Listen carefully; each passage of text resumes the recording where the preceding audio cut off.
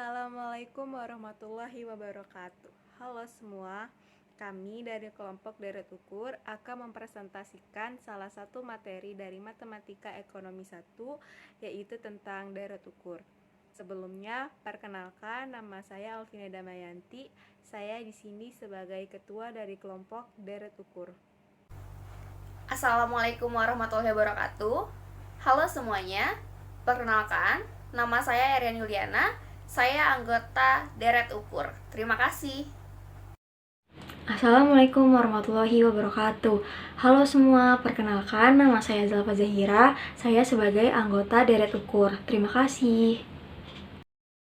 Halo, Assalamualaikum warahmatullahi wabarakatuh. Perkenalkan, nama saya Violeta Mata Cintani sebagai programmer dari kelompok Deret Ukur. Terima kasih. Nah, itu tadi perkenalan dari kami. Selanjutnya ada penjelasan materi dari Deret Ukur. Mohon disimak baik-baik ya materinya. Terima kasih.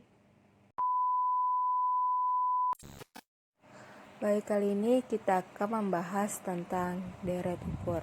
Apa aja sih yang dibahas di deret ukur? Nah, yang pertama ini ada konsep deret ukur. Deret ukur adalah susunan bilangan yang dibentuk menurut urutan tertentu, di mana susunan bilangan di antara dua suku yang berurutan mempunyai rasio atau perbandingan yang tetap. Rasio yang tetap ini biasanya dilambangkan dengan huruf R, yaitu ada U1 sama dengan A, U2 sama dengan A dikali R, U3 sama dengan U2 dikali R sama dengan A dikali R dikali R atau sama dengan A dikali R pangkat 2. U4 sama dengan U3 dikali R sama dengan A dikali R pangkat 2 dikali R sama dengan A dikali R pangkat 3. Nah, bedanya dengan deret aritmetika, deret ukur ini perkalian antara rasionya. Dengan demikian, bentuk umum untuk mencari suku ke N dalam barisan geometri adalah UN sama dengan A dikali R pangkat N min 1, di mana UN adalah suku ke N, A adalah suku pertama, R adalah rasio, dan N adalah banyaknya suku. Nah, untuk mencari rasio atau mencari R digunakan rumus R sama dengan UN per UN-1. Nah, bedanya dengan deret aritmetika, di sini rasionya adalah dibagi, suku sebelumnya dibagi dengan suku pertama. Kalau yang di deret aritmetika kan bedanya dikurang, nah kalau ini dibagi. Lalu untuk mencari jumlah sampai suku ke N dari suatu deret ukur didapatkan rumus. Yang pertama itu untuk deret ukur berhingga. Rumusnya itu jika R lebih dari 1 maka gunakan rumus Sn sama dengan A dalam kurung R dikurangi N per R min 1. Lalu jika R kurang dari 1 atau rasionya kurang dari 1, gunakan rumus Sn sama dengan A dalam kurung 1 dikurangin R dipangkatkan N dibagi 1 min R, di mana Sn adalah jumlah sampai suku ke N, A adalah suku pertama, R adalah rasio, dan N banyaknya suku. Nah, lalu untuk deret ukur tak hingga, maka rumusnya Sn sama dengan A per 1 min R, di mana N adalah tak hingga. Nah, untuk lebih jelasnya kita masuk ke contoh. Yang pertama itu, dari sebuah deret ukur diketahui bahwa suku pertamanya adalah 2 dan rasionya 3. Berapakah suku kelima dari deret tersebut? Nah, kita tulis dulu nih yang diketahuinya. Yang diketahuinya adalah A sama dengan 2, R sama dengan 3, N sama dengan 5, dan yang ditanya adalah U5. Nah, kita jawab, kita gunakan rumus UN sama dengan A dikali R pangkat N min 1. Kita substitusikan yang sudah diketahui. U5 sama dengan 2 dikali 3 pangkat 5 min 1. Dan diperoleh U5 sama dengan 162. Itu 3-nya dipangkatkan 4 dulu baru dikalikan 2. Seperti itu. Lalu kita analisis. Jadi suku kelima deret tersebut adalah 162. Lalu ada contoh yang kedua nih. Diketahui suatu deret ukur sebagai berikut. 3, 9, 27, dan seterusnya. Berapakah jumlah sampai suku kelima dari deret tersebut? Penyelesaian yang diketahui adalah A sama dengan 3. Nah, di sini kan rasionya kita belum tahu nih berapa. Nah, untuk mencari rasionya, kita bagi suku kedua dibagi suku pertama, yaitu menjadi 9 dibagi 3 sama dengan 3. Nah, yang ditanya adalah S5-nya. Kita jawab, kita gunakan rumus SN, yaitu SN sama dengan A dalam kurung R pangkat N min 1 dibagi R min 1. Lalu kita substitusikan nilai-nilai yang sudah kita ketahui, yaitu S5 sama dengan 3 dikali dalam kurung 3 pangkat 5 min 1 dibagi 3 min 1. Diperoleh S5 sama dengan 363. Kita analisis, jadi jumlah sampai suku kelima deret tersebut adalah 363. Lalu kita masuk lagi nih biar lebih paham contoh yang ketiga, yaitu diketahui suku ke-13 dari barisan geometri adalah 20 dan suku ke-16 adalah 2500. Berapakah rasio dari barisan tersebut? Penyelesaian yang diketahui kan suku ke-13 berarti U13 sama dengan 20. Lalu suku ke-16 berarti U16 sama dengan 2500. Yang ditanya adalah rasionya. Nah, kita jawab, kita menggunakan dua cara. Yang pertama itu cara 1, metode perbandingan, yaitu U16 per U13 sama dengan AR pangkat 16 min 1 per AR pangkat 13 min 1.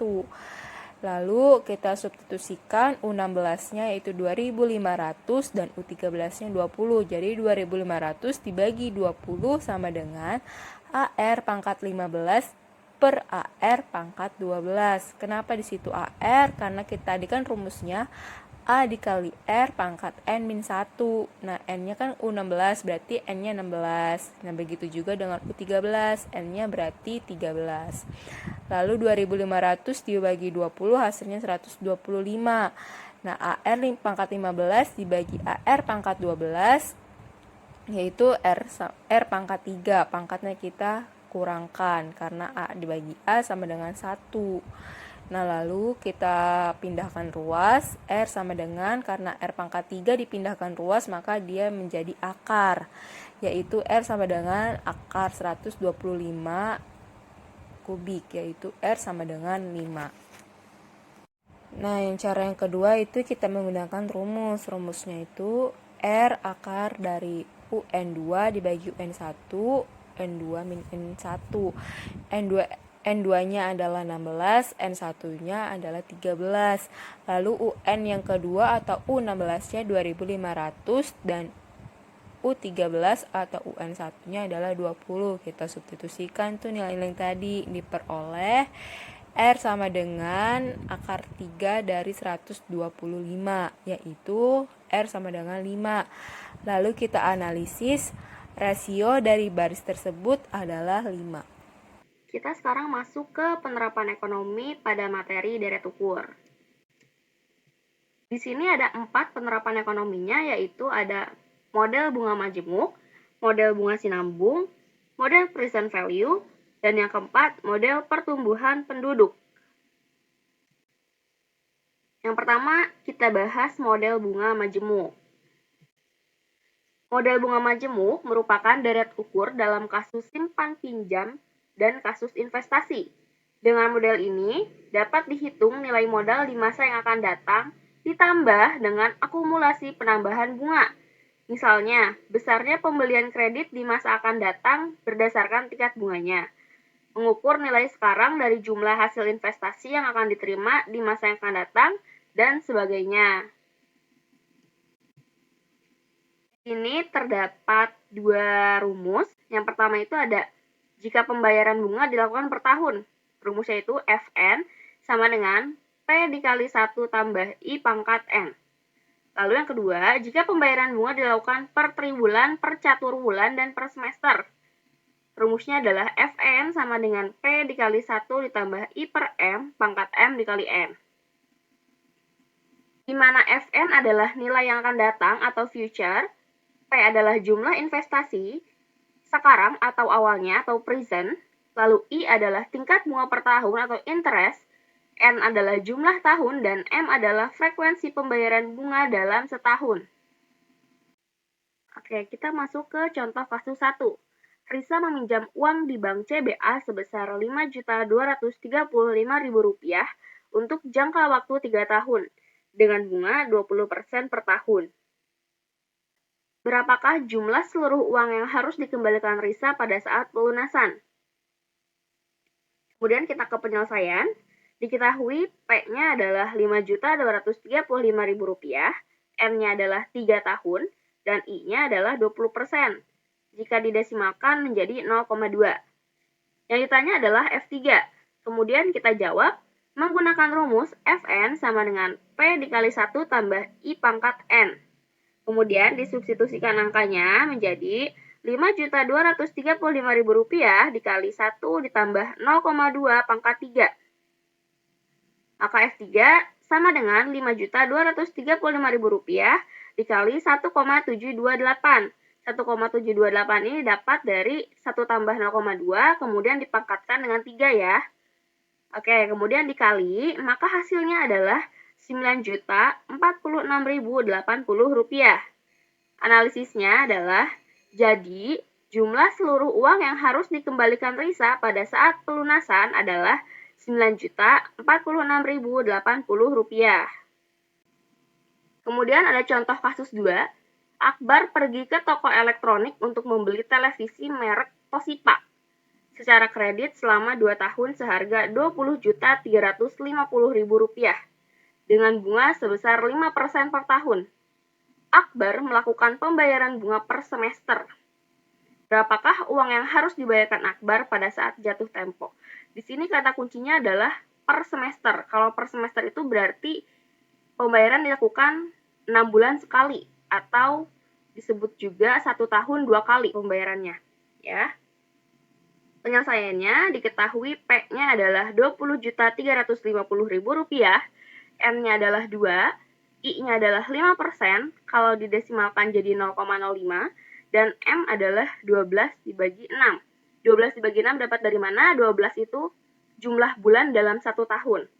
Lalu dibagi 6. Kenapa dibagi 6? Karena di soal sudah disebutkan pembayaran bunga per semester. Kalau per semester itu berarti 6 bulan sekali. Jadi 12 dibagi 6, maka M-nya adalah 2. Yang ditanya adalah F2.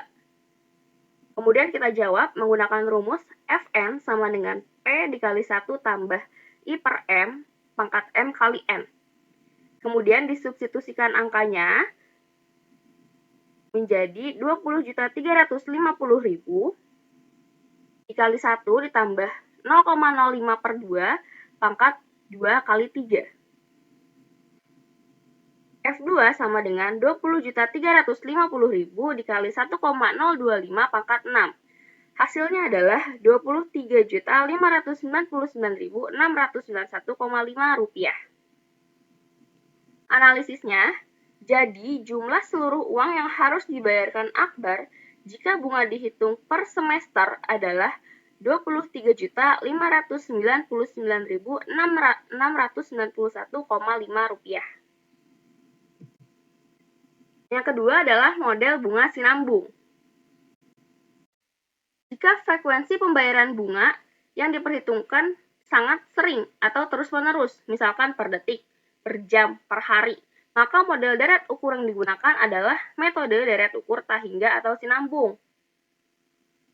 Fn sama dengan P dikali E pangkat I kali N, di mana Fn adalah nilai di masa yang akan datang, P adalah nilai sekarang atau pada permulaan periode, I adalah tingkat bunga per tahun, E adalah eksponensial, di mana bilangan eksponensial ini adalah 2,71828, atau angka yang sebenarnya itu adalah 2,71828182845. N adalah jumlah tahun.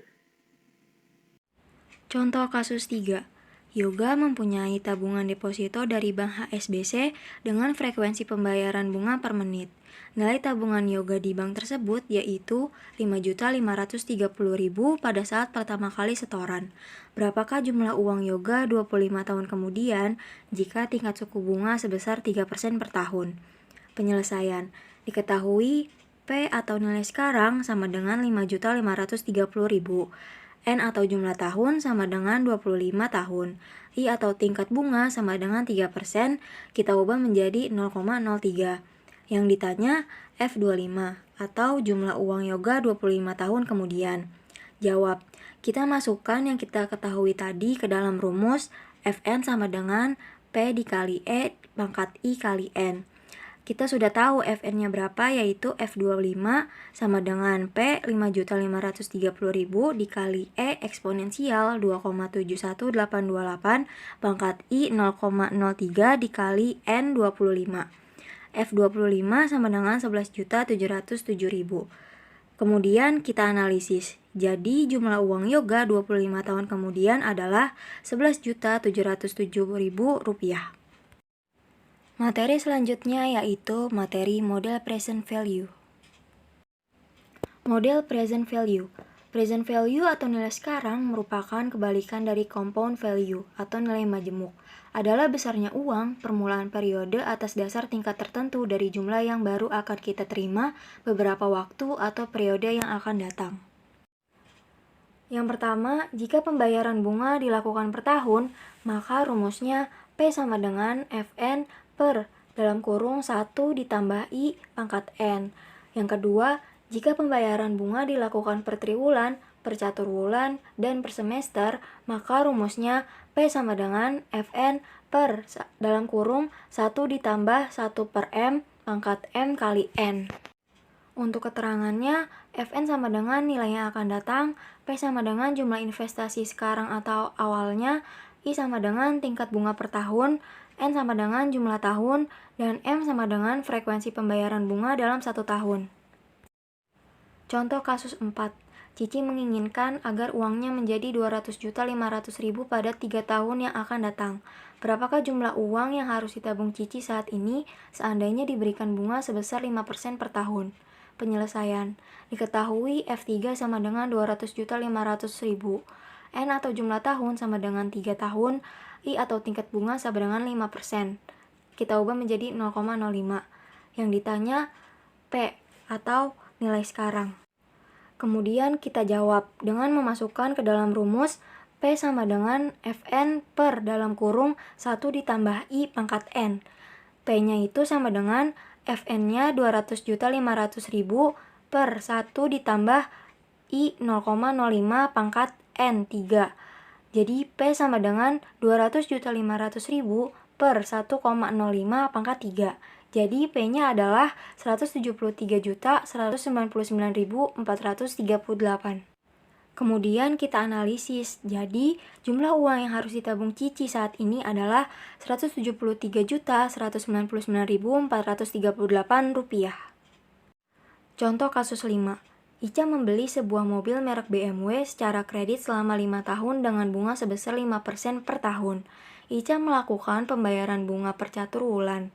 Jika jumlah uang yang dibayarkan oleh Ica adalah Rp353.250.000, berapakah mula-mula harga mobil tersebut? Penyelesaian. Diketahui F5 sama dengan Rp353.250.000. N atau jumlah tahun sama dengan 5 tahun. I atau tingkat bunga sama dengan 5%, kita ubah menjadi 0,05. M atau frekuensi pembayaran bunga dalam 1 tahun sama dengan 12 dibagi 4 sama dengan 3 tahun. Ditanya P atau jumlah investasi sekarang. Kemudian kita jawab, kita masukkan ke dalam rumus yaitu P sama dengan Fn per dalam kurung 1 ditambah I per M pangkat M dikali N. P sama dengan Fn-nya itu diketahui 353.250.000 per dalam kurung 1 ditambah I 0,05 per M-nya 3 pangkat 3 dikali 5. Jadi P-nya sama dengan 353.250.000 per 1,016 pangkat 15. Jadi P sama dengan 278.403.896. Kemudian kita analisis. Jadi mula-mula harga motor tersebut adalah Rp278.403.896. Materi selanjutnya yaitu model pertumbuhan penduduk. Model pertumbuhan penduduk. Penerapan deret ukur yang paling konvensional di bidang ekonomi adalah dalam hal penaksiran jumlah penduduk. Sebagaimana pernah dinyatakan oleh Malthus, penduduk dunia tumbuh mengikuti pola deret ukur. Secara sistematik, hal ini dapat dirumuskan sebagai PT sama dengan P1 dikali R pangkat T dikurang 1. Keterangannya yaitu PT sama dengan jumlah penduduk pada tahun ke T, P1 sama dengan jumlah penduduk pada tahun basis, R besar sama dengan 1 ditambah R kecil sama dengan persentase pertumbuhan per tahun, dan T sama dengan indeks waktu. Contoh kasus 6. Jika diketahui jumlah penduduk di Kota Denpasar pada tahun 2012 berjumlah 2.255.200 jiwa dengan tingkat pertumbuhan 10% per tahun, berapakah jumlah penduduk di Kota Denpasar tersebut pada tahun 2022? Penyelesaian. Diketahui P1 sama dengan 2.225.200. R kecil atau persentase pertumbuhan per tahun sama dengan 10%.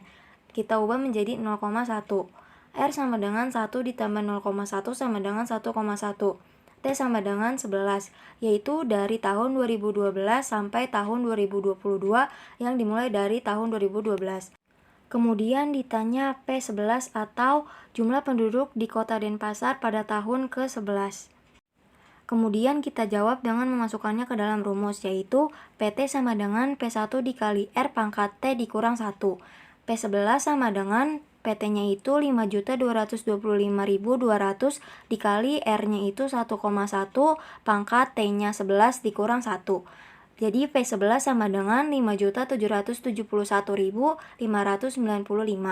Kemudian kita analisis. Jadi jumlah penduduk di Kota Denpasar pada tahun 2022 adalah 5.771.595 jiwa. Nah, itu tadi adalah pembahasan materi dari kami tentang deret ukur. Kurang lebihnya kami mohon maaf. Sekian dan terima kasih. Assalamualaikum warahmatullahi wabarakatuh.